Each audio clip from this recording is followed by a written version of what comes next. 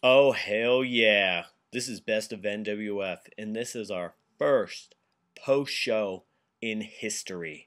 And thank goodness it's for one of the best WWE pay per views we've seen in a long time, NXT Takeover Brooklyn. Now I'm going to run through these matches, give you my thoughts on each and every one of them. You know, the highs, the lows, the peaks, and the valleys. So let's get started right away. First match of the night, we had Tyler Breeze, the beautiful one, Prince Pretty, versus Jushin Thunder Liger. My first thought, what year is it? I remember watching Jushin Thunder Liger on WCW. I didn't even think this guy was still around, but not only is he still around, he still has it. I mean, I feel like this was Tyler Breeze's real shot to shine, especially in front of that sold out crowd in Brooklyn. And it was an amazing match. From start to finish, it told a good story. Everything in there was at a good pace, and I really enjoyed that match a lot. The only downside I would say is Jushin Thunder Liger winning, and I don't know what plans are going forward for him, but I felt like it was Tyler Breeze's moment, and I feel like hopefully they have something big in this future because he's a big talent, especially for NXT, and I just hate to see him lose every big match he's ever been in. For the past over the past year, since NXT debuted on the network, I've been a big fan, but he really hasn't won anything yet.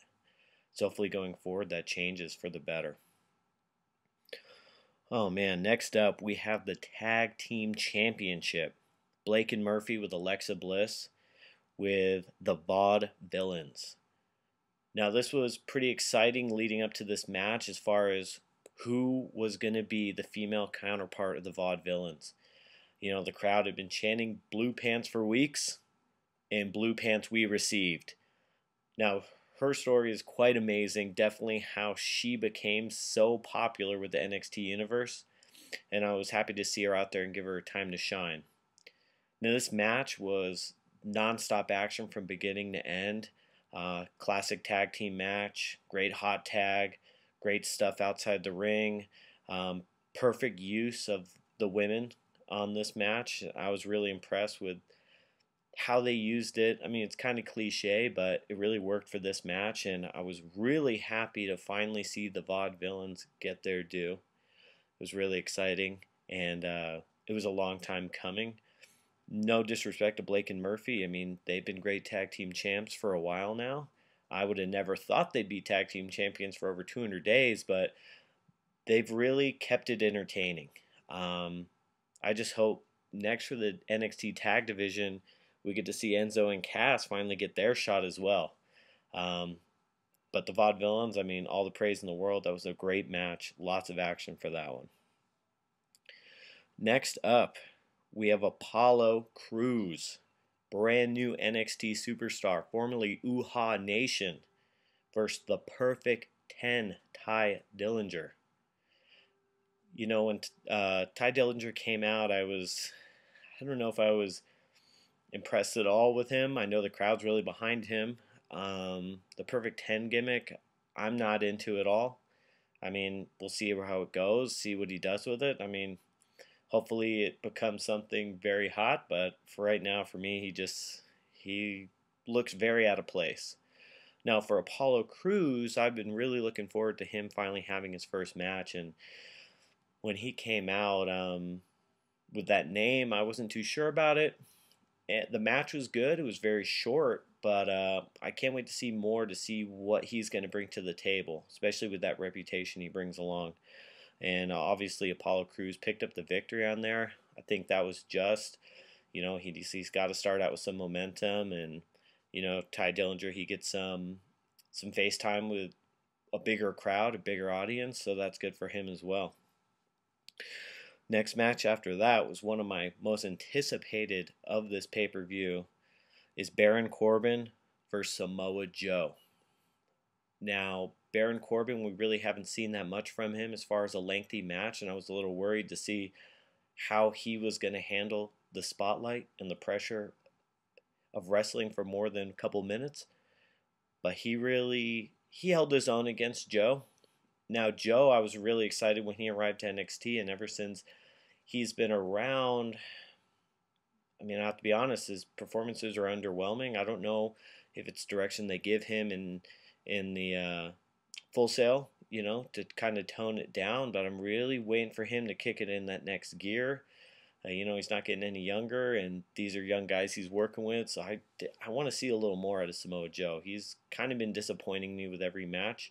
This was definitely his best match yet in NXT, and I was really happy for both of them because they both really needed to show something for everybody so everyone could get behind. I didn't know which way this match was going to go. I figured, Joe needed a big victory, but also Baron Corbin also needed a victory as well. So when Joe picked up the victory, I was excited. I feel like Baron Corbin, he's got a good story coming out of this. He can face Joe again on any NXT show on Wednesdays. Maybe they take this to the Nxt Takeover special, but I'm definitely looking forward to see where this goes for them. All right. And a side note for this is that I want to give a shout out for the NXT commentators really showing the main roster commentators how it's done, where they call the match and make the wrestling in the ring seem important. I think every announcer's job should be making what the action in the ring seem important. And on Raw and SmackDown, they're talking about Twitter and jokes, outdated jokes from 30 years ago. It really takes you out of the action. So this pay-per-view was even more special with the great announcing that we had. So definitely shout out to them. Next match, probably the match of the night for me, the Women's Championship match. Honestly, I think this could have headlined with no problem. The crowd was so hot for this match. They were on both their sides, and that's one of the beauties of NXT. The good guys, the bad guys, it doesn't matter who wins because they're both respected, and the fans love both sides. So, I hope when WWE really looks at this special and they see how hot the crowd is, they can see that, hey, it really matters what the fans think, because when the fans are into it, it really shows on TV. So this match, long match, one of the best women's matches I've ever seen, told a great story for Bayley. She finally gets this big opportunity on the big stage. She's failed twice to Charlotte for the Women's Championship. And it was nice to see hard-hitting women's action. I mean, they really went for it. They really went against each other, held nothing back. And when Bayley did that move off the top rope and nearly killed Sasha Banks, that's what I want to see more of in the women's division. And no offense to some of the mainstays on Raw, you don't hold a candle to what these women of NXT are doing.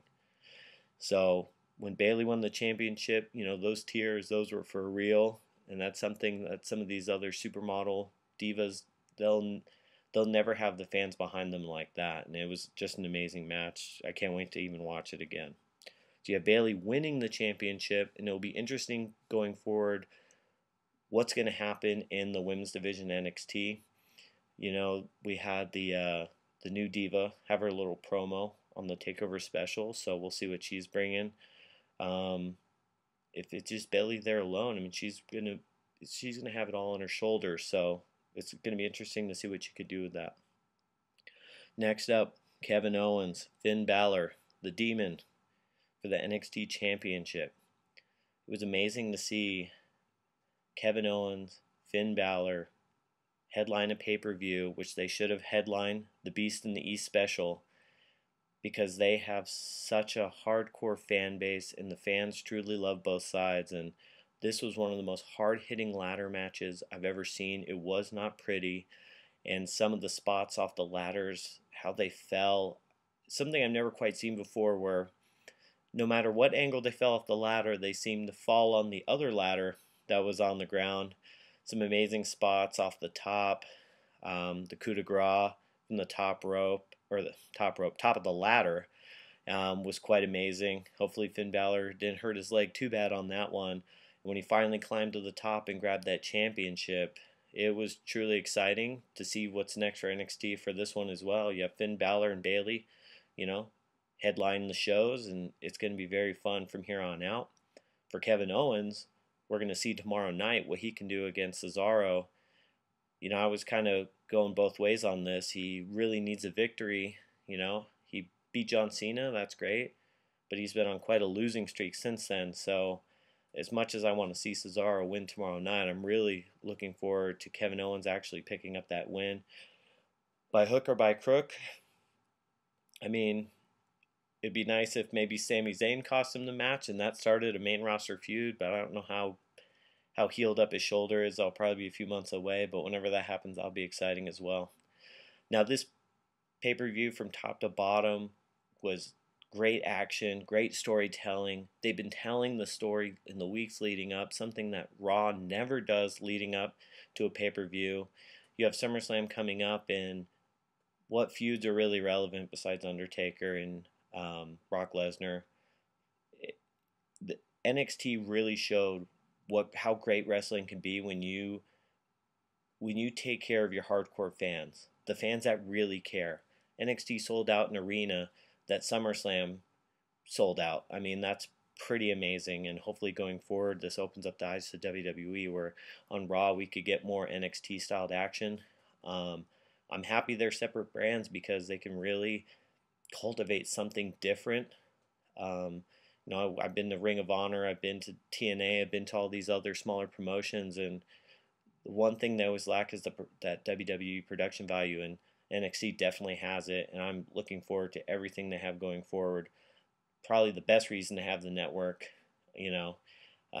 You could do without a Battleground. You could do without a random X, Y, or Z pay-per-view that WWE puts on during the year, but these NXT Takeover specials are definitely worth watching and worth watching live. So, all in all, I definitely give this a thumbs up for the whole pay-per-view. Every single match was amazing, and I can't wait to kind of compare it tomorrow night to SummerSlam. I don't think they're gonna have a hotter crowd or as great as matches. So, anyway, like I said, this is Best of NWF's first ever post show, so I'm gonna keep it kind of short. Any questions? Let me know. I'm looking forward to tomorrow night. I'm gonna give another post show for SummerSlam as well. And hopefully, as the time goes on, I'm going to get a little better at this. Like I said, this is the first one. So if you listen to this and it sucks, stay tuned.